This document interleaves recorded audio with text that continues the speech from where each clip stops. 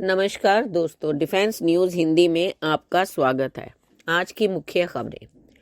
सेना के मेजर ने बनाया देसी मल्टी यूटिलिटी रोबोट। भारतीय सेना के इंजीनियर्स कोर के मेजर राज प्रसाद RS ने एक बार फिर कमाल कर दिखाया है। सिर्फ 2 साल में उनकी 12वीं इनोवेशन तैयार हो गई है। उसमें से 4 पहले ही सेना में शामिल हो चुकी हैं। इस बार उन्होंने देश का पहला पूरी तरह स्वदेशी multi utility unmanned ground vehicle बनाया है। नाम रखा है सैपर स्काउट वर्जन 2। यह कोई साधारण रोबोट नहीं बल्कि एक चलता फिरता बहादुर सैनिक है जो कई खतरनाक काम कर सकता है। ये क्या क्या कर सकता है, चलिए इसके बारे में बात करते हैं। पहला, भारी सामान ढोना। दूसरा, गाड़ी से माइन बिखेरना, घायल सैनिक को सुरक्षित निकालना, दुश्मन इलाके की जासूसी और निगरानी, हथियार, ड्रोन रोधी सिस्टम या कोई भी जरूरी उपकरण लगाने की सुविधा। मतलब एक ही रोबोट को अलग अलग काम के लिए तैयार किया जा सकता है।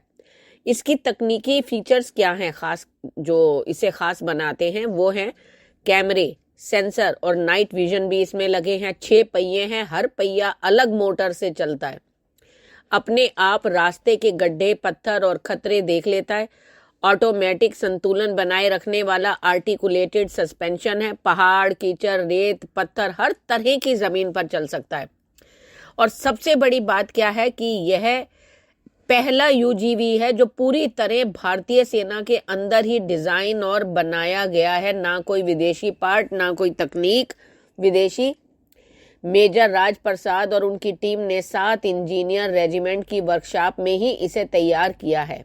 अगला, रूस भारत को FAB 3000 ग्लाइड बम दे सकता है। पुतिन मोदी मीटिंग में सिर्फ S-500 या Su-57 की ही बात नहीं हो रही है बल्कि एक और खतरनाक हथियार पर भी चर्चा चली। वो है रूस का FAB 3000 ग्लाइड बम। यूक्रेन में यह बम जहां गिरता है वहां सिर्फ राख और गड्ढा बचता है।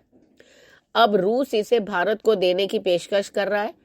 चलिए जानते हैं इसके बारे में कि ये 3 टन का मौत का गोला क्यों कहलाता है। FAB 3000 का पूरा नाम है फैब 3000 यानी 300 किलोग्राम का हाई एक्सप्लोसिव एरियल बम। इसकी लंबाई है 13.8 फीट, जो ज्यादा समझ सकते हैं तो 4.2 मीटर बनता है। व्यास इसका 2.1 फीट है। कुल वजन 3000 किलो। विस्फोटक भरा हुआ 1400 किलो यानी आधे से ज्यादा वजन सिर्फ बारूद का। और बारूद कौन सा लेके जा सकता है? ट्राइटोनल TNT प्लस एल्यूमिनियम पाउडर का मिक्स होता है। ये विस्फोट की ताकत कई गुना बढ़ा देता है। पुराना बम था लेकिन रूस ने इसमें नया दिमाग लगा दिया। पुराना FAB 3000 सीधा गिरता था लेकिन अब इसमें UMPK यानी unified module of planning and correction लगा दिया गया है। यह एक स्मार्ट किट है जिसमें फोल्ड होने वाले पंख यानी ग्लाइड विंग्स हैं, सैटेलाइट है, प्लस इनर्शियल नेविगेशन है, GPS ग्लोनास सिस्टम यानी GLONASS सिस्टम। जेट से छोड़ा नहीं कि पंख खुल जाते हैं। बम हवा में तैरने लगता है, वह अपने टारगेट की तरफ मुड़ता है। इसे 70 किलोमीटर दूर से भी छोड़ा जा सकता है यानी पायलट दुश्मन के एयर डिफेंस की रेंज में आए बिना ही हमला कर देता है। अगला, रूसी राष्ट्रपति व्लादिमीर पुतिन ने कहा कि भारत रूस परमाणु सहयोग में बड़ी घोषणा जल्द आने वाली है। रूस की राजधानी मॉस्को के क्रेमलिन में जो आज तक और इंडिया टुडे के एग्जीक्यूटिव्स ने जो इंटरव्यू लिया उसमें जो बोला गया उसके बारे में जो है मैं आपको ये बताना चाह रही हूँ। आज तक के वर्ल्ड एक्सक्लूसिव इंटरव्यू में रूसी राष्ट्रपति व्लादिमीर पुतिन ने कहा कि भारत रूस परमाणु सहयोग में बड़ी घोषणा जल्द करने वाले हैं। पुतिन ने कहा कि मोदी किसी के दबाव में नहीं झुकते। S-400 और Su-57 जैसे सौदों पर बोला, हम सिर्फ हथियार नहीं तकनीक और विश्वास साझा करते हैं। ब्रह्मोस T-90 कलाश्निकोव भारत में ही बन रहे हैं। हम पानी के जहाजों से लेकर मिसाइल और हवाई जहाज बनाने का काम साझा रूप से कर रहे हैं। Su-57 की बात की है तो बता देना चाहते हैं कि भारत में और भी कई तरह के रूसी जंगी जहाज़ों का इस्तेमाल करता है। साथ ही T-90 टैंक जिन्हें भारत खुद बना रहा है, ये बेहतरीन टैंक हैं, और ब्रह्मोस मिसाइल भी जिन्हें भारत रूस के साथ मिलकर मेक इन इंडिया मिशन के तहत बना रहा है। इसमें कलाश्निकोव राइफल भी शामिल है।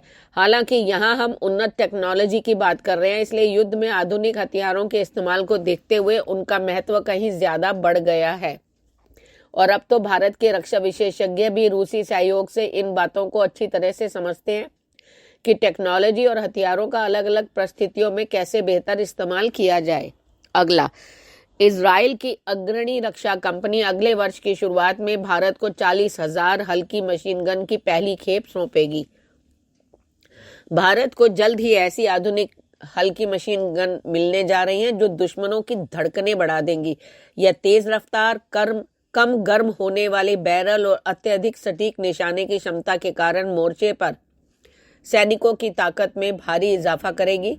इजराइल की प्रमुख रक्षा कंपनी ने साफ कर दिया है कि 40,000 हल्की मशीन गन की पहली खेप अगले साल की शुरुआत में भारत को सौंप दी जाएगी। दरअसल इन हथियारों की मारक क्षमता और सीमाओं पर मिलने वाली नई ताकत का संदर्भ है, क्योंकि युद्ध क्षेत्र में ऐसी मशीन गन का मतलब है दुश्मन पर भारी पड़ना। इस सौदे के साथ भारत की सीमाओं पर तैनात जवानों को लंबी दूरी तक लगातार चलने वाली ऐसी फायर पावर मिलेगी। यह न सिर्फ ऑपरेशन को तेज करेगी बल्कि हर मौसम और हर मोर्चे पर उनको बेहतर सुरक्षा देगी। यह वही LMG है जो कम गर्म होने वाले बैरल, क्विक चेंज तकनीक और लगातार फायरिंग के बावजूद स्थिर प्रदर्शन के लिए जाने जाते हैं। अगला, Su-57 पर रूस ने भारत को दिया बड़ा ऑफर। रूस की समाचार एजेंसी तास ने की तरफ से खबर आई है कि रूस ने भारत में Su-57 का लोकलाइज प्रोडक्शन करने का ऑफर दिया है। अगर ऐसा है तो भारत में यह फाइटर जेट बनेगा, इसका एक्सपोर्ट भी होगा। भारतीय वायुसेना के पुराने जेट्स और कम संख्या की वजह से ताकत कम हो रही है। ऐसे में 5वीं पीढ़ी का स्टेल्थ फाइटर जेट Su-57 एक बड़ा मौका बन सकता है।